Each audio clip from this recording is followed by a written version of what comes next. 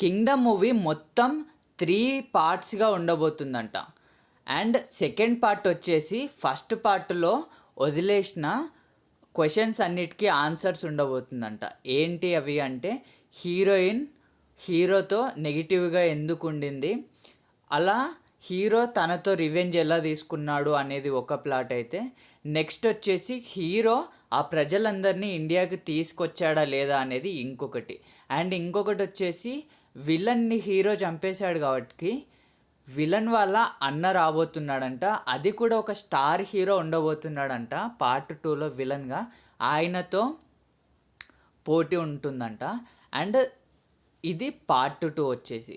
And part 3 వచ్చేసి మూవీలో స్టార్టింగ్లో చూపించిన రాజు కింగ్డమ్ 1920లో ఆయన స్టోరీని చూపించబోతున్నారంట.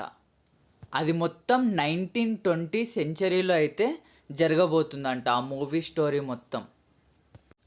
మీరు కింగ్డమ్ మూవీ ఎంతమంది చూశారో కమెంట్ చేయండి. మీకు కింగ్డమ్ మూవీ ఎలా అనిపించిందో కూడా కమెంట్ చేయండి. ఈ మూవీ 3 పార్ట్స్గా రావడంపై మీ ఒపీనియన్ ఏంటో కూడా చెప్పండి. And thank you for watching this video.